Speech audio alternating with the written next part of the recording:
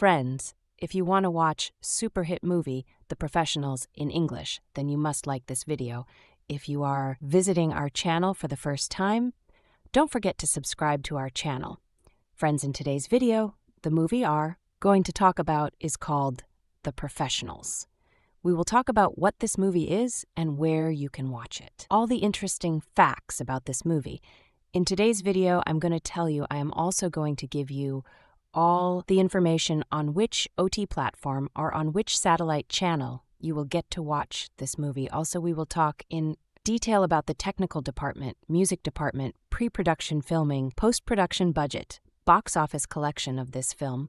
We will also talk about the story of this film, and I will also give you a small review of the story of this film. Apart from this, we will discuss about the facts of this film storyline, star cast, actors' performance in the film, and which character has played which role. That's why I request you friends to watch this video till the end, so let's start the video. The Professionals is a 1966 American Western film, written, produced, and directed by Richard Brooks and starring Burt Lancaster, Lee Marvin, Robert Ryan, Woody Strode with Jack Palance, Claudia Cardinale, and Ralph Bellamy in supporting roles.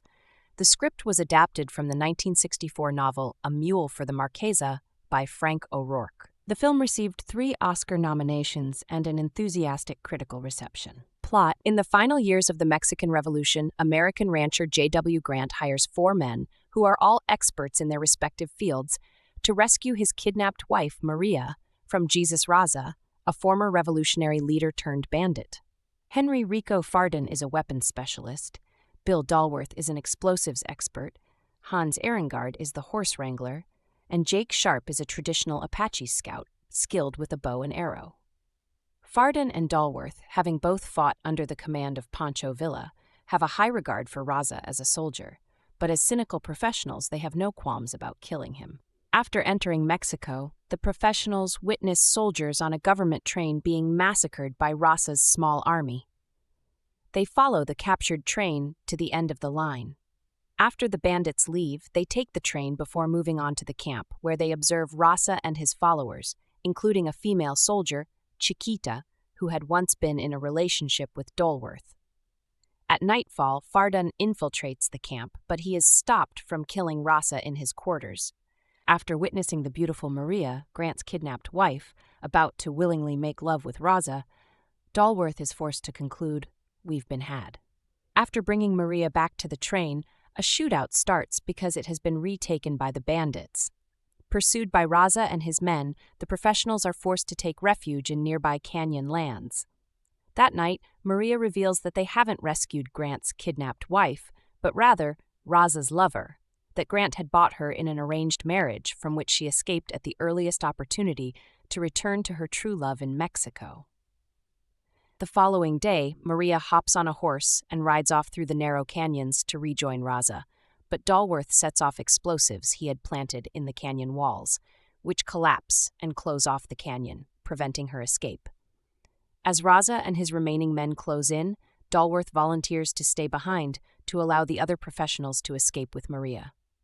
In the ensuing fight, Raza is wounded and captured, and Dallworth is almost killed by a dying Chiquita, whose pistol has run out of bullets. Grant and his men meet the professionals with Raza and Maria at the U.S. border. The wealthy rancher tells Farden that their contract has been satisfactorily concluded. He then orders one of his men to kill the wounded Raza. But before he can fire, Dallworth shoots the guns from his hand. The other professionals step in to protect Maria and Raza. They collect the wounded Raza, laying him on the back of a horse-drawn wagon with Maria at the reins, and send both back to Mexico. Grant angrily turns to Farden and says, "You bastard," to which Farden retorts, "Yes, sir, in my case an accident of birth, but you, sir, you're a self-made man." The professionals then ride off, following the wagon across the border to Mexico. Cast: Burt Lancaster as Bill Dallworth, Lee Marvin as Henry Rico Farden, Claudia Cardinale as Maria Grant, Robert Ryan as Hans Ehrengard, Woody Strode as Jake Sharp, Jack Palance as Jesus Raza, Ralph Bellamy as Joe Grant, Joe DeSantis as Ortega, Rafael Bertrand as Fierro, Maria Gomez as Chiquita. Production. Writing. The film was adapted for the screen by its director Richard Brooks, who based the screenplay on the novel A Mule for the Marquesa by Frank O'Rourke. Filming. The movie, which was shot in Technicolor, was filmed in Death Valley and the Coachella Valley in California, as well as Valley of Fire State Park in Nevada. The rail scenes were filmed on Kaiser Steel's Eagle Mountain Railroad. The steam locomotive scene in the movie currently resides on the Heber Valley Railroad. During filming, the cast and crew stayed in Las Vegas. Actor Woody Strode wrote in his memoirs that he and Marvin got into a lot of pranks, on one occasion shooting an arrow into Vegas Vic, the famous smiling cowboy neon sign outside the Pioneer Club. Soundtrack. The musical score was composed by Maurice Jarre. Reception. Box office. By 1976, it was estimated the film had earned $8.8 million in rentals in North America. It was the 9th most popular movie at the French box office in 1966, after La Grande Vadrouille, Dr. Zhivago, Is Paris Burning, A Fistful of Dollars, Lost Command, A Man and a Woman, For a Few Dollars More, and The Big Restaurant. Critical response. Variety wrote of the film, "The Professionals is a well-made actioner, set in 1917 on the Mexican-U.S. border, in which some soldiers of fortune rescue the reportedly kidnapped wife of an American businessman. Exciting explosive sequences, good overall pacing, and acting overcome a sometimes thin script. Quiet and purposeful, Marvin underplays very well as the leader of the rescue troupe." On Rotten Tomatoes, the film has an approval rating of 90% based on reviews from 20 critics. I watched The Professionals again the other night, a long overdue second viewing. The first half of Richard Brooks' film is pretty much perfect. From the character introductions, to the brilliantly written and delivered dialogue, to the way the adventure builds, to the mid-picture action set piece, it's a guide for how to make a good Western. I especially love Lee Marvin's performance, and feel that every actor should study his understated style. It may end up being required watching for all my future productions. I do have some complaints about the second half of the movie. If you haven't seen it, I advise watching it before reading further. Though I like the ultimate conclusion with Claudia Cardinale ending back up with Jack Palance, the movie gets there in an awkward way. After learning that she wasn't really kidnapped by the Mexican bandit leader, and thus kidnapping her themselves, the men go on to risk their own lives and kill a bunch of others to figure out a half hour of screen time later what they already knew. However much I like Burt's standoff in the canyon from a cinematic perspective, does it make any sense for him to kill all this men, including the luscious warrior woman and nearly Raza himself? And all of this is almost for nothing when minutes later Burt comes to the conclusion, which I believe he'd already arrived at, having listened to Raza's speech and holding the violent beauty until she dies, that this whole mission was a mistake. I can't figure out if it's a performance thing, if this development would work for me, if there was a bigger change in Burt and his pals, or if it's just a script problem. All I know is that I don't buy it, especially when he and Marvin decide to forego their payment without even consulting with the other two professionals, Robert Ryan and Woody Strode. The movie practically ignores their feelings about the situation at hand. I don't think Brooks and company even cut to shots of them when the final decision is made. Odd. Again, I like where it ends up, but I don't like how it gets there. This morning, I told my girlfriend how I would have rewritten the last section of the film. For what it's worth, here are a few things I'd change. Make it clear that all four professionals are struggling with completing their contract and separating Cardinale from her true love. Have Burt stay back to delay the Mexican leader, but his true intention isn't to kill all of his men. He plans to have the conversation about what's happened. In the end, this makes the most sense anyway, since he's the least ruthless of the bunch.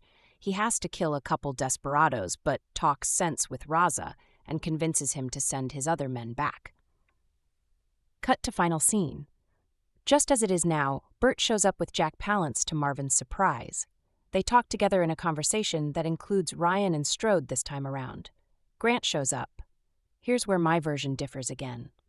Grant gives them the money, elated. They insist on the completion of the contract. When Grant goes to retrieve Cardinale, not only does he discover Raza, but when he tells her to come with him and plans to finish the bandit, Cardinale pulls a pistol on him, one that was given to her by the professionals. Grant protests. Marvin says the contract was to deliver her. It said nothing about what would happen next. Grant orders his men to shoot Raza and Cardinale if she won't give up the gun and come with him. The professionals, all four of them ready for this, draw down on Grant's men and make it clear they're not going to let him kill her, or Raza for that matter. Like in Brooks's film, the men are intimidated by the professionals, allowing Cardinale and Palance to ride away on the wagon. The four men mount up and ride off too, and there's a good chance Burt is going to spend the night with the warrior woman. The end. For those who are more idealistic, have them not take the money.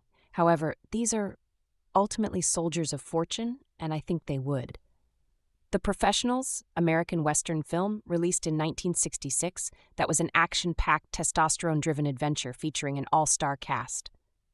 Four fortune hunters are hired by rich land baron Joe Grant, played by Ralph Bellamy, to ride into Mexico and rescue his young wife, Maria, Claudia Cardinale, who has been kidnapped by the notorious bandit Jesus Raza, Jack Palance. The mercenaries are Bill Dallworth, Burt Lancaster, Henry, Rico, Farden, Lee Marvin, Jake Sharp, Woody Strode, and Hans Ehrengard, Robert Ryan. Each man has a particular talent that they hope can be utilized to enter Raza's heavily guarded compound, rescue Maria, and make it back across the blazing desert, all the while being pursued by an overwhelming number of adversaries. In the midst of the seemingly suicidal mission, the men learn that they have been deceived by Grant. Maria was not kidnapped, but ran away willingly with Raza. Nevertheless, they deliver her and a wounded Raza to Grant, who orders his rival killed. The four men intervene, however, allowing Maria and Raza to escape. The Professionals was widely viewed as a highly entertaining picture that placed no demands on moviegoers and made no pretense of being anything other than an action film. While some criticized the gratuitous violence, the film was nonetheless well-crafted and gripping. Richard Brooks, who served as director, producer, and writer, earned particular praise, and Maurice Jarre's thrilling score enhanced the on-screen action. Production notes and credits. Studio Columbia Pictures, director, producer, and writer, Richard Brooks. Music, Maurice Jarre. Running time, 117 minutes. Cast, Burt Lancaster, Bill Dallworth, Lee Marvin, Henry Rico Farden, Robert Ryan, Claudia Cardinale, Ralph Bellamy, Joe Grant, Jack Palance, Woody Strode. Academy Award nominations, director, screenplay adapted, cinematography Western, a genre of novels and short stories, motion pictures, and television and radio shows that are set in the American West, usually in the period from the 1850s to the end of the 19th century. Though basically an American creation, the Western had its counterparts in the gaucho literature of Argentina and in tales of the settlement of the Australian outback. The genre reached its greatest popularity in the early and middle decades of the 20th century and declined somewhat thereafter. The Western has as its setting the immense plains, rugged tablelands, and mountain ranges of the portion of the United States lying west of the Mississippi River, in particular the Great Plains and the Southwest. This area was not truly open to white settlement until after the American Civil War, 1861-65, at which time the Plains Indians were gradually subdued and deprived of most of their lands by white settlers and by the U.S. cavalry. The conflict between white pioneers and Indians forms one of the basic themes of the Western. Another sprang out of the class of men known as cowboys, who were hired by ranchers to drive cattle across hundreds of miles of Western pasture lands to railheads where the animals could be shipped eastward to market. The cattle and mining industries spurred the growth of towns, and the gradual imposition of law and order that such settled communities needed was accomplished by another class of men who became staple figures in the Western, the town sheriff and the U.S. Marshal. Actual historical persons in the American West have figured prominently in latter-day recreations of the era. Wild Bill Hickok, Wyatt Earp, and other lawmen have frequently been portrayed, as have such outlaws as Billy the Kid and Jesse James.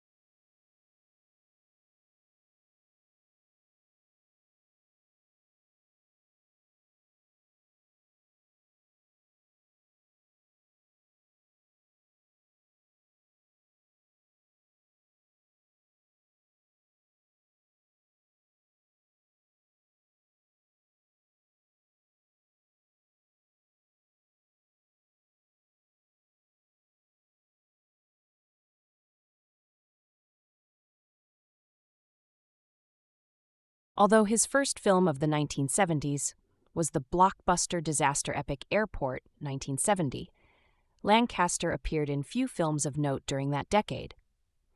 His supporting performance in Bernardo Bertolucci's 1900-1976 was well received, but not until 1980 did Lancaster revive his career with an Oscar-nominated performance as an aging, small-time bookie in director Louis Malle's Atlantic City. Other memorable character roles followed, including a turn as a dreamy, stargazing Texas oil billionaire in the comedy Local Hero, 1983, an enjoyable reunion with Kirk Douglas in Tough Guys, 1986, and his moving portrayal of an aging doctor who still regrets his missed opportunity in professional baseball in the immensely popular Field of Dreams, 1989. Lancaster gave his final performance in the acclaimed TV miniseries Separate but Equal, 1991, after which health problems forced his retirement. Lee Marvin, born February 19, 1924, New York, U.S., died August 29, 1987, Tucson, Arizona, was a rugged, durable American actor who was perhaps the quintessential cinematic tough guy. Marvin took up acting after serving in the U.S. Marine Corps during World War II, and in 1949 he began appearing in Broadway and off-Broadway shows.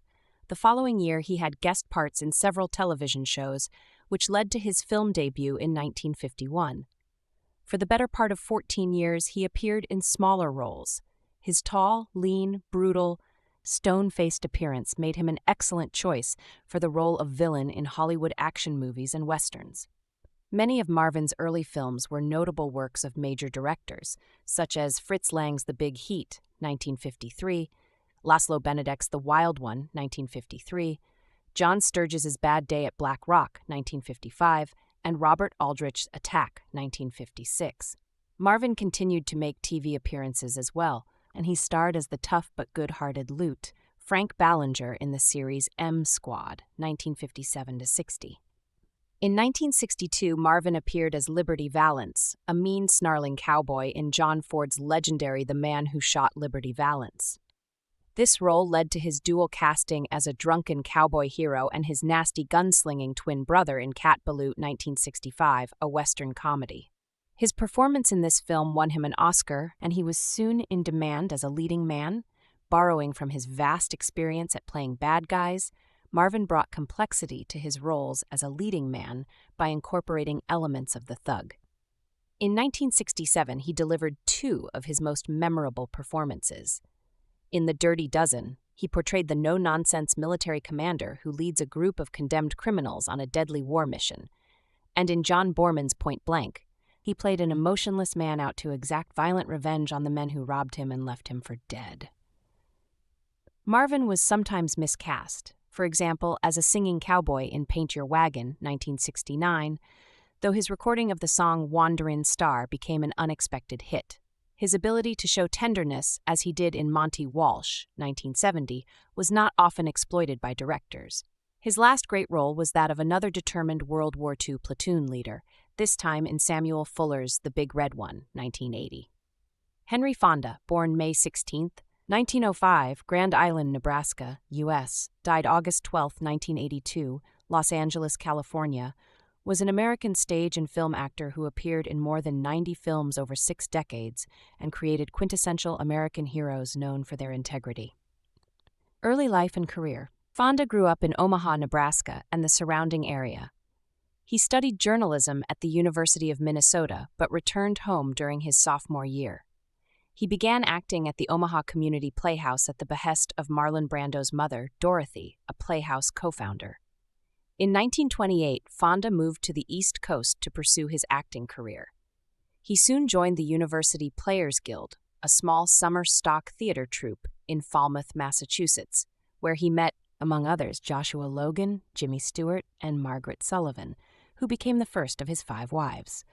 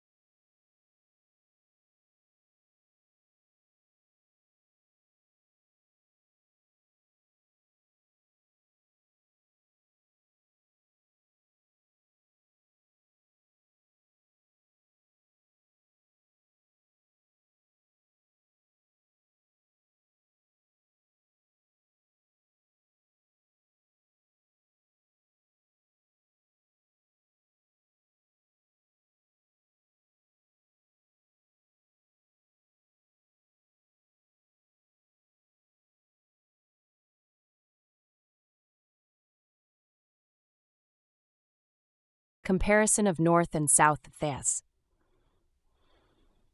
At first glance, it seemed that the 23 states that remained in the Union after secession were more than a match for the 11 southern states. Approximately 21 million people lived in the North, compared with some 9 million in the South, of whom about 4 million were slaves. In addition, the North was the site of more than 100,000 manufacturing plants against 18,000 south of the Potomac River, and more than 70% of the railroads were in the Union.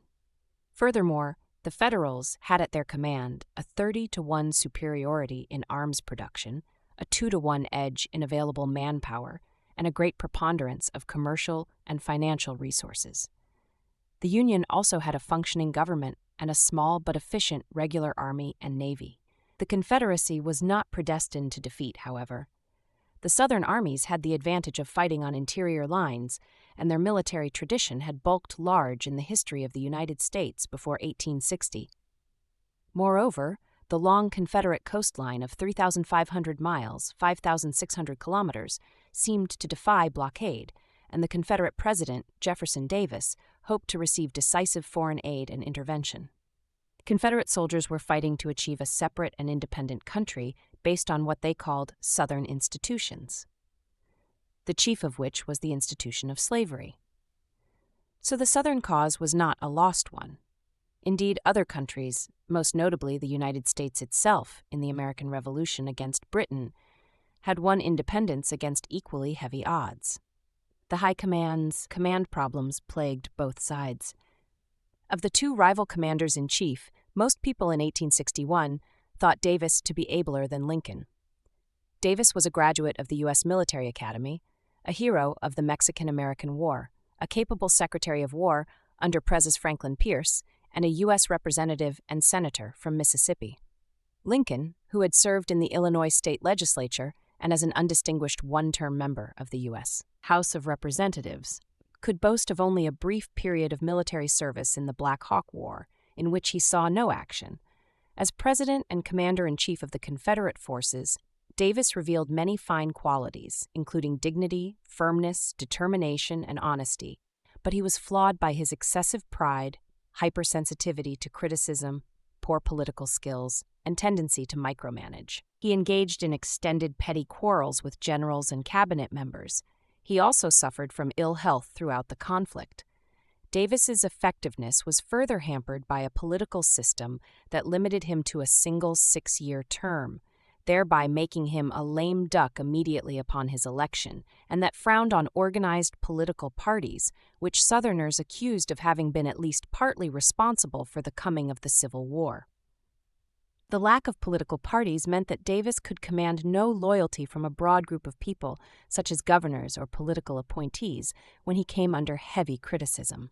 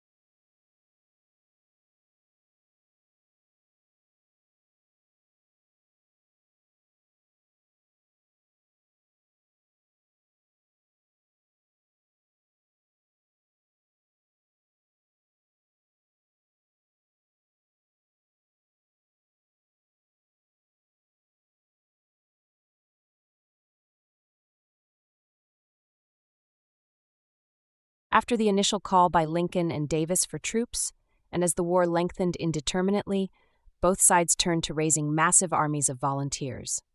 Local citizens of prominence and means would organize regiments that were uniformed and accoutred at first under the aegis of the states and then mustered into the service of the Union and Confederate governments.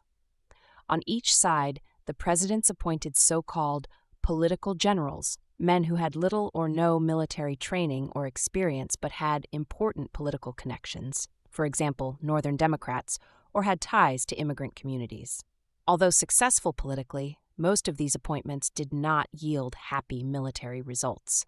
As the war dragged on, the two governments had to resort to conscription to fill the ranks being so swiftly thinned by battle casualties,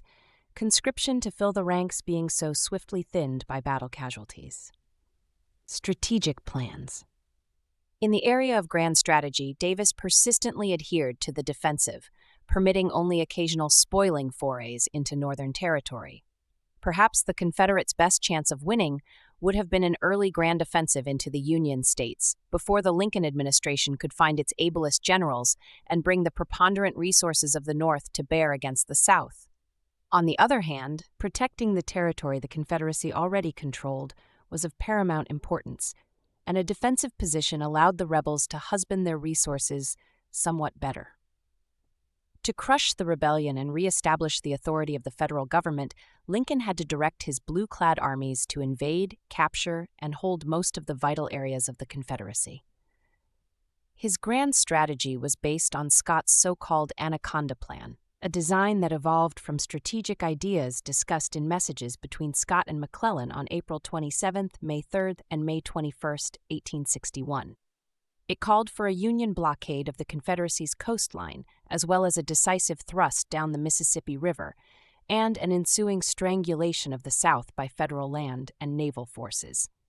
But it was to take 4 years of grim, unrelenting warfare and enormous casualties and devastation before the Confederates could be defeated and the Union preserved. The land war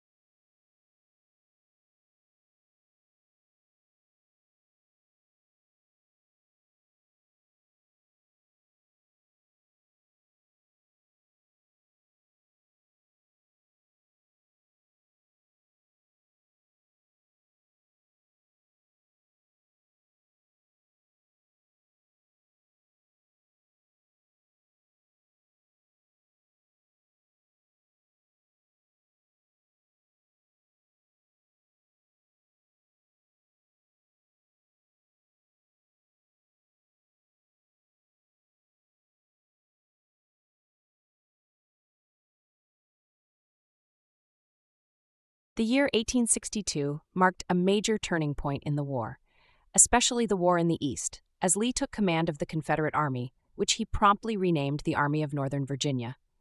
With Lee's ascent, the Army of the Potomac found itself repeatedly battered. While the Army of the Potomac was beleaguered by less than visionary leadership, Union forces in the West experienced far greater success under more aggressive generals.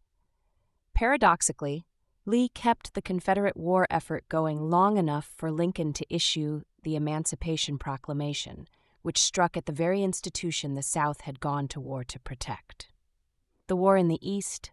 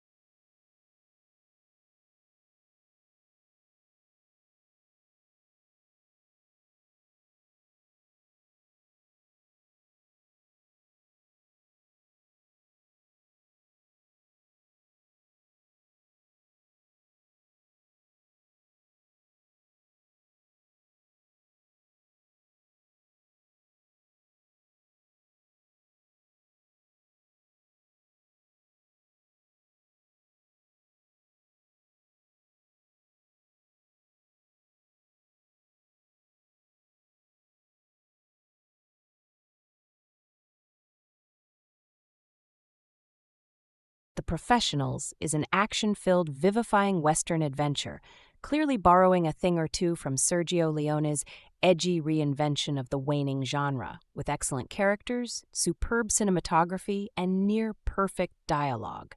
It is essentially the Magnificent Four, a version of the Magnificent Seven with the focus cut down to fewer individuals for tighter character development, with each persona similarly given their own unique skills that are called upon during key points of the mission. A daring rescue, hidden agendas, fragile allegiances, and suspenseful escapes culminate in a detonative battle of morals and bullets for a singular action epic that garnered 3 Academy Award nominations in 1966, including Best Direction and Screenplay, both by Richard Brooks. Wealthy Texas man Joe Grant, Ralph Bellamy, gathers together a $100,000 ransom to pay to the feared revolutionary Jesus Raza, Jack Palance, for the return of his kidnapped wife Maria, Claudia Cardinale. Searching for the best soldiers of fortune money can buy, he acquires the assistance of Henry Farden, Lee Marvin, a no-nonsense mercenary who is known as a proficient tactics and weaponry master. Under Henry's leadership is Bill Dulworth, Burt Lancaster, a ladies' man and explosives expert who is always handy in a fight, Hans Ehrengard, Robert Ryan, an accomplished horse wrangler, and Jake Sharp, Woody Strode, an expert marksman and tracker. Together, the 4 professionals trek through the treacherous Mexican landscape to retrieve the beautiful captive. Braving merciless bandits and the blazing sun, they proceed with a plan to sneak into Raza's stronghold and slink away with Maria. Utilizing plenty of explosive distractions and Sharp's dynamite-laced arrows, the foursome must not only successfully steal back the target, but also struggle with the return trip across the desert border, which could prove more hazardous and deadly than the initial infiltration. Based on the novel A Mule for the Marquesa by Frank O'Rourke, The Professionals has a similar flavor to The Wild Bunch, with an honorable yet violence-minded driving force, the revelation of the cruel and ironic subjectivity of justice, and the use of the Mexican Revolution as a backdrop for the themes of deceit and betrayal. While the reconnaissance and preparation for the major attack on Raza's fortress occasionally feel overlong, the meat of the film is nicely paced, embracing non-stop action, perilous plights, and a rousing theme by Maurice Jarre, Lawrence of Arabia, Dr. Zhivago, which memorably adds intensity to the paranoia of the untrusting group. And the rescue is only the first half of the film. The remainder is an exciting mix of twists and turns and adventuresome panache, as allegiances are broken, lies are uncovered, and no one is exactly who they appear to be. It all ends with a wickedly witty comeback and a grandly satisfactory outcome, not willing to take the darker path of the more morbid westerns to come, marking The Professionals as a high point of 66 and the middle of a winning streak for Marvin, who took home an Oscar for Cat Ballou a year earlier and would star in the hugely successful The Dirty Dozen and Point Blank in 1967. The brawny Assemble-A-Team action picture goes way back, probably predating Seven Samurai, and is with us still. But its heyday had to be the 1960s, when The Magnificent Seven and The Guns of Navarone, The Dirty Dozen and The Italian Job, and others chiseled the genre's conventions in stone. Richard Brooks' The Professionals, 1966, leaned on the tropes, archetypes, and mission quest plot as hard as any of them, often too hard. But it distinguishes itself in several ways that let it endure. The violence is brutal, and the cast is so boiling over with charisma that Lee Marvin could take a back seat. Robert Ryan didn't have to break a sweat. Woody Strode could stand out while staying largely silent. The casting was progressive, but not that progressive.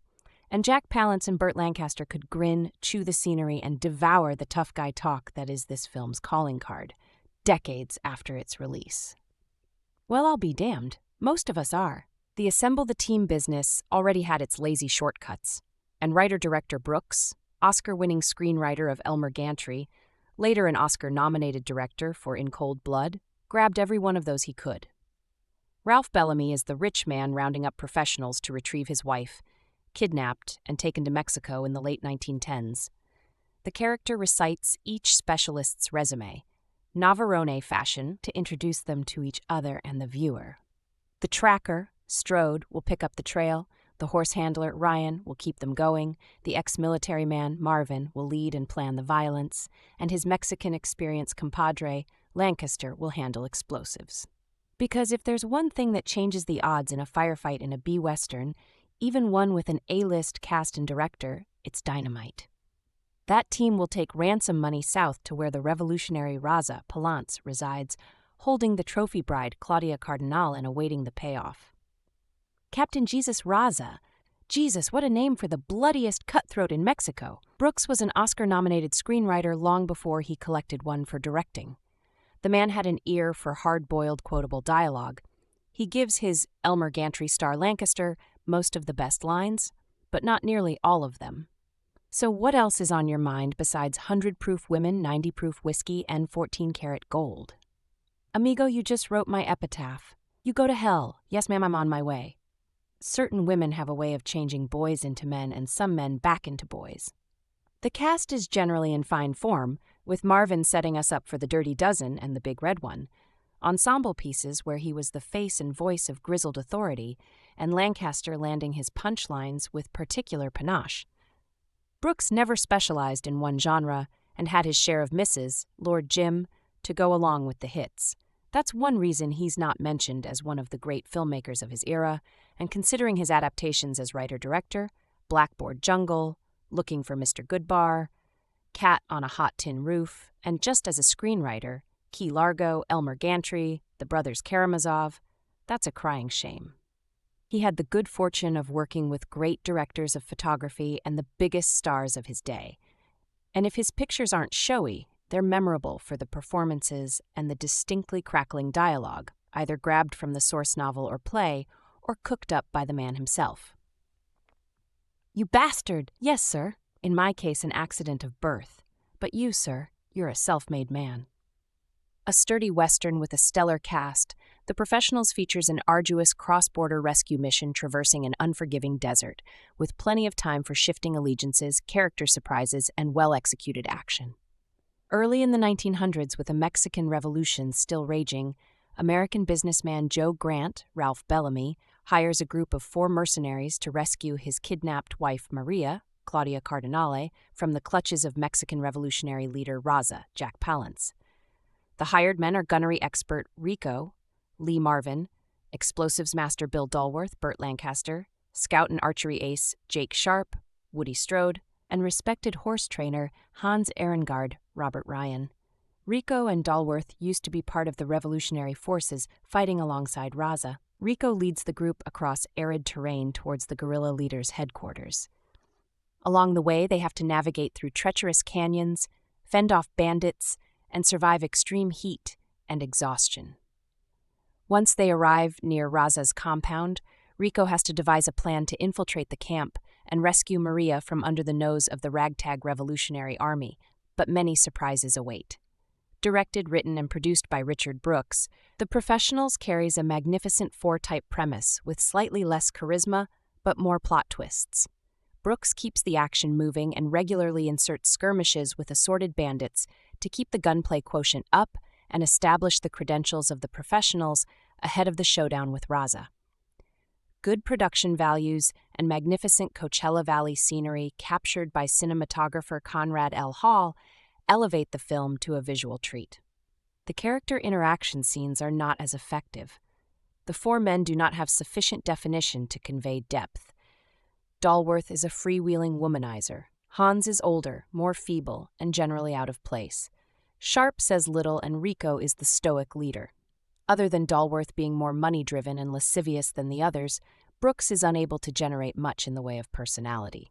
Both the action and the moral dilemmas improve once the group arrives at Raza's compound.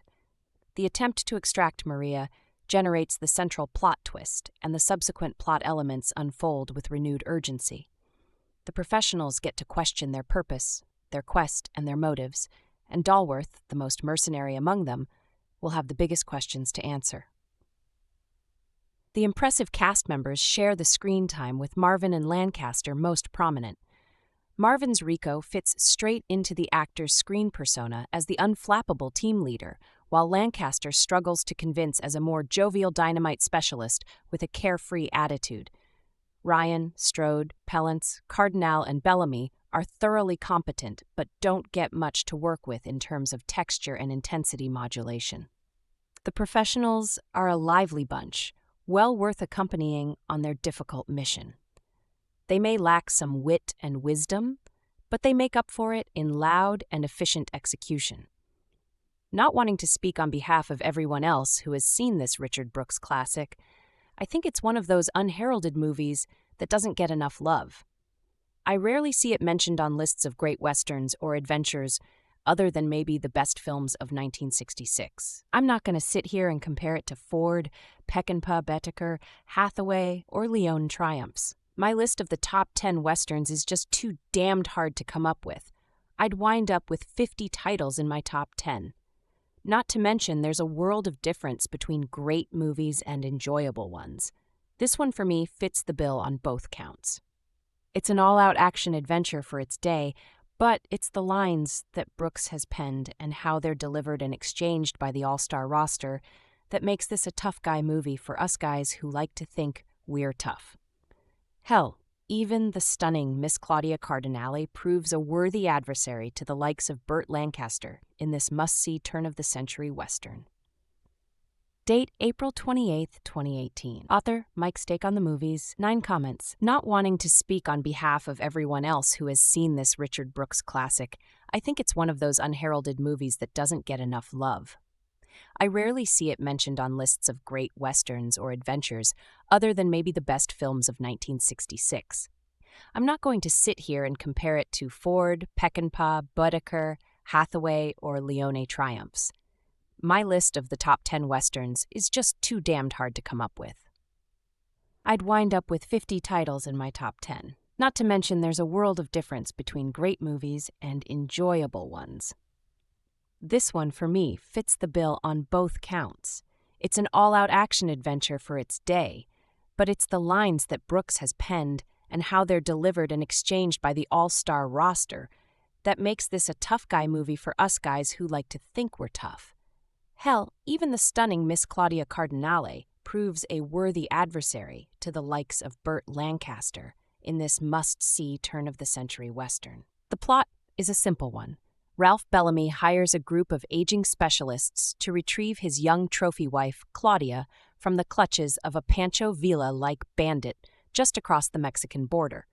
The bandit is none other than a low-key Jack Palance, while the professionals are led by Lee Marvin. Assembled along with him are Woody Strode, Robert Ryan, and serving as the comedy relief when called for, Burt Lancaster grinning all the way and in his movie star glory. I'd rather not get into a synopsis of Brooks' wonderful script, but rather shine the light on some of the dialogue for this professional's love-in. Burt Lancaster as Bill Dalworth. Maybe there's only one revolution since the beginning, the good guys against the bad guys. Question is, who are the good guys? Nothing's harmless in this desert unless it's dead. Nothing is for always except death. Ask Fierro, ask Francisco, ask those in the cemetery of nameless men. $100,000 for a wife? She must be a lot of woman. That's a lot of woman there. Beautiful, classy, and guts. Hard enough to kill ya and soft enough to change ya. Lee Marvin as Rico Fardon. I chose the professionals because of the leads, Lee Marvin and Burt Lancaster. I proofread Bob's review in his Lee Marvin book 15 years ago, but I had never seen the movie. I also wanted to see Burt Lancaster as somebody other than evangelist Elmer Gantry.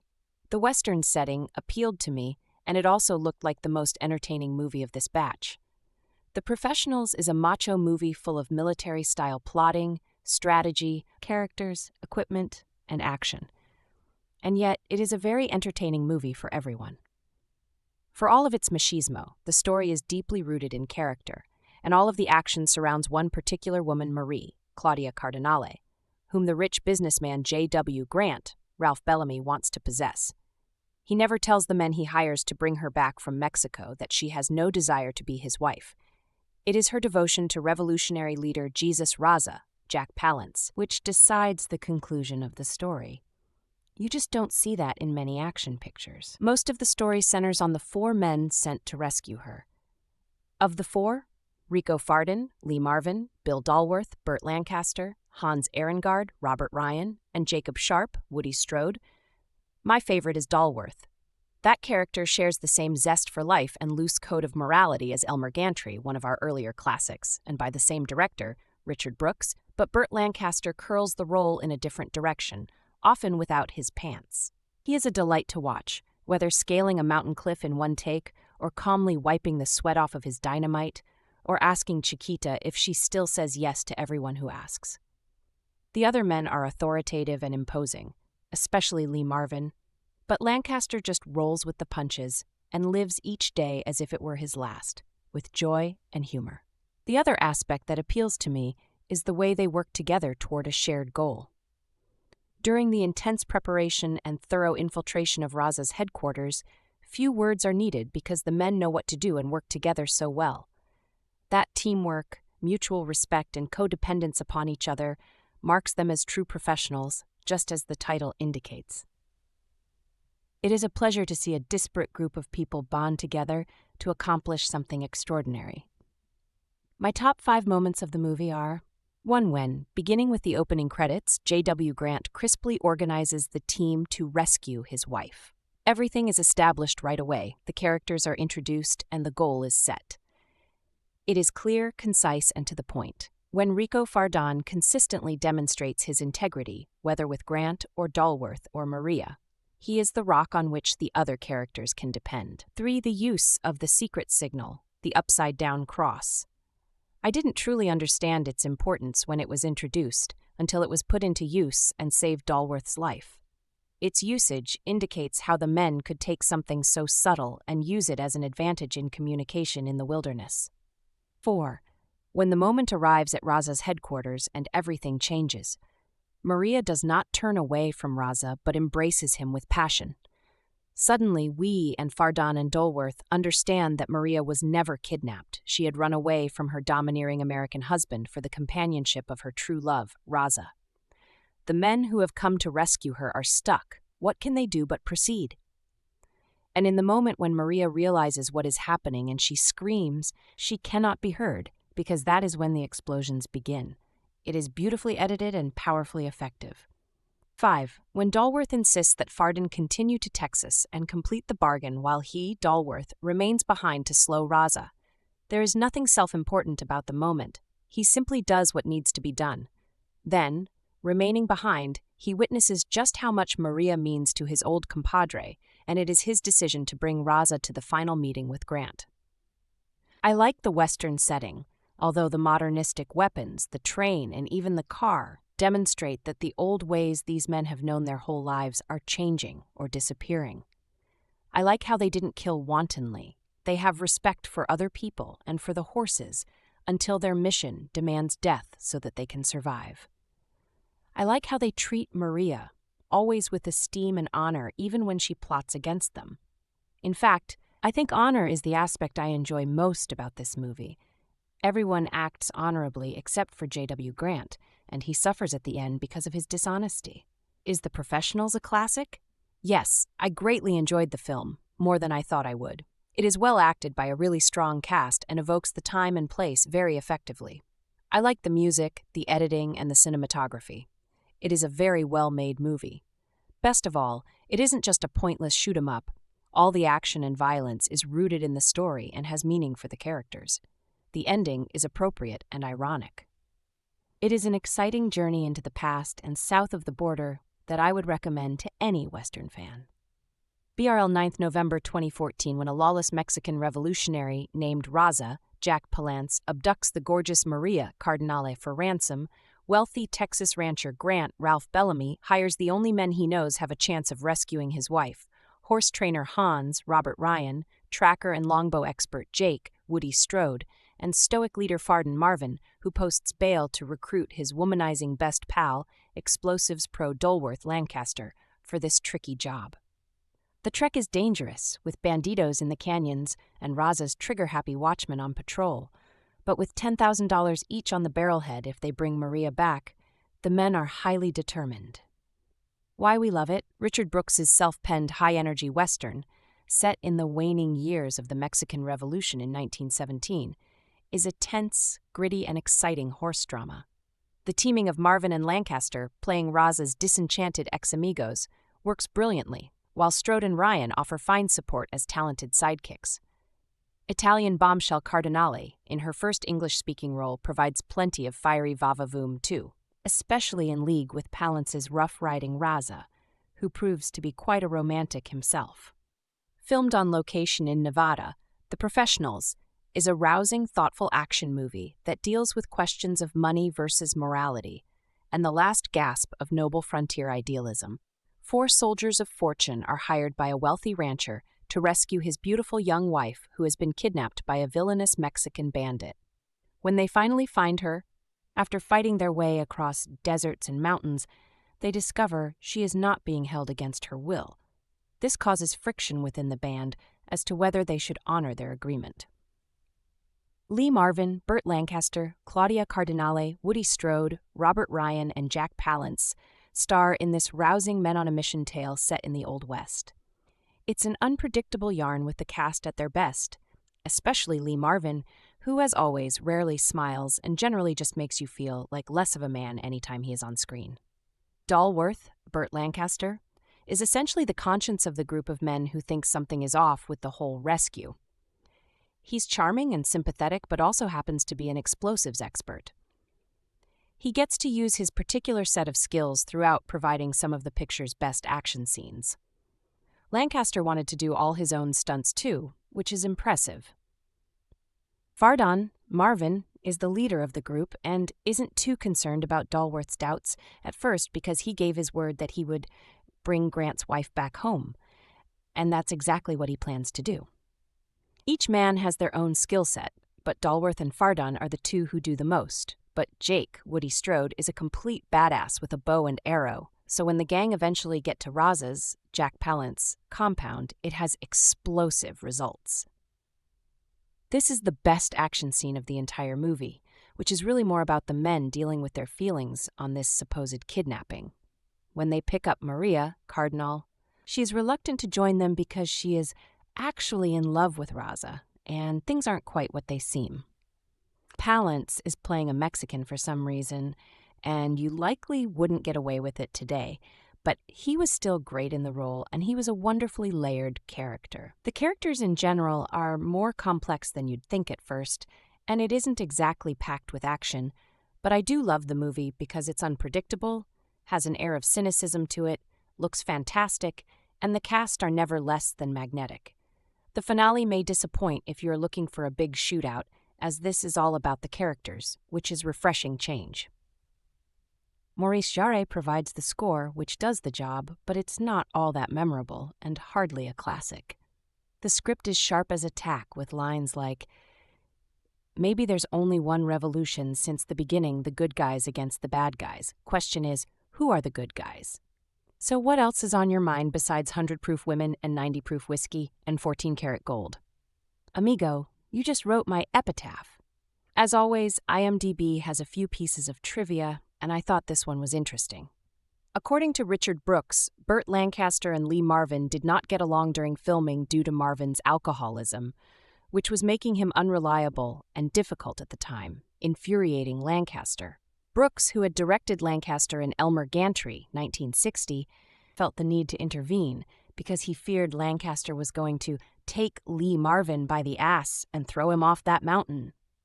Overall, The Professionals isn't as action-packed as some of the better-known westerns, but the cast are fantastic and the story has a few surprises, so it's certainly worth checking out. It's currently on Netflix and is the perfect escape from these tedious times. Who wouldn't be enticed by a film entitled The Professionals? It feels a little like an amalgamation of The Magnificent Seven, The Dirty Dozen, with a little sprinkling of Mission Impossible. And dare I say, The Wild Bunch? We have a band of 4 big-time pros who are brought together to rescue the wife of a man named Grant, Ralph Bellamy. She is being held at ransom in the heart of Mexico. That's no small task in the wake of Pancho Villa and the Mexican-American conflict, but these men are the best of the best. The leader is none other than Lee Marvin of The Dirty Dozen, with his prematurely white hair, leading the band as Rico Fardon, a skilled tactician and former U.S. Army officer. He is joined by Jake Sharp, Woody Strode, who is the best tracker around and also a crack shot with a bow and arrow. Next comes skilled horseman and packmaster Hans Ehrengard, Robert Ryan, who keeps mainly to himself. The most dynamic part is that of Bill Dulworth, Burt Lancaster, an unscrupulous scrounger who nevertheless is a good shot and an artist when it comes to using explosives. He's not what you call a trustworthy type, but Rico would trust this man with his life, and that says a lot. Richard Brooks' story is straightforward enough. This dream team goes in with their mission clear. The man who stands in their way is revolutionary-turned-outlaw Jesus Reza, Jack Palance, who is the one keeping Maria, Claudia Cardinale, captive. As they push forward, they witness the brutality of Raza and his men as they raid a passing train and execute many of the occupants. Soon Fardon and his crew move in on Raza's compound and wreak havoc one night so they can pull Maria out and take her to safety. But she seems like a very reluctant damsel in distress. She also seems very intimate with Raza. That's the first sign that something's up. But still, they follow the parameters of the assignment and pull her out. Retribution follows, and after a gunfight, the professionals flee through the mountains with Raza in hot pursuit. They use explosives to try and impede the progress of the rebels, and then Dulworth resolves to stay back to bide his partner's time so they can get across the border. It's at this point that he fights like one of the Magnificent Seven in an impressive rearguard action that has his foes befuddled. It's when he actually comes face to face with his enemy that things become interesting. They know him, and he knows them. Once upon a time, he fought with Raza, and he was also acquainted with the lively female marksman, Chiquita. When they finally get back to good old Mr. Grant, they find he's not as straight-laced as they once thought, so they make a costly decision. They lose out on their big payoff, but do the honorable thing by setting Maria free. The Professionals gives us what we want. Honestly, we want cool characters and fun action sequences, and that's essentially what we get. There's quite a bit of fairly graphic violence, too, for a 60s Western, signaling a slow change in the genre. Lee Marvin is impeccable as the self-assured, tough-as-nails commanding type. Lancaster is, of course, the most interesting, and I can only imagine he had the most fun because playing a scoundrel would undoubtedly be a treat. Strode, Palance, and Cardinale were enjoyable to watch in their own rights as well, since we did not necessarily need a whole lot of depth from them. It was only Robert Ryan's role that felt rather like a throwaway part that did not have much to it. No matter, The Professionals was still an enjoyable all-star Western. In 1966, American film director Richard Brooks needed a hit.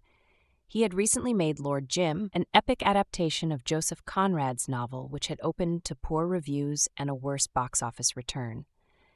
His plan to get back on top surprised Hollywood insiders. He would adapt A Mule for the Marquesa, a recent Western novel by Frank O'Rourke.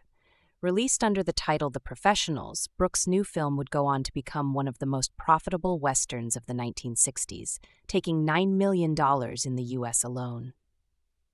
Today, The Professionals is often overshadowed by other classic American Westerns of the 1960s, not to mention the best of the Italian Westerns that came to prominence at that time. It is sometimes described as a merely crowd-pleasing or undemanding film, one that delivers excitement but asks little of its audience. In fact, The Professionals is more than just box office dynamite. It's a gripping but also thoughtful movie. With a terrific script that reflects Brooks' ideas about life, death, loyalty, and revolution, it's this combination of action, humor, solid craft, and big ideas that make the movie an unmissable Western. The film's title helps set it within the then-emerging tradition of the revisionist Western.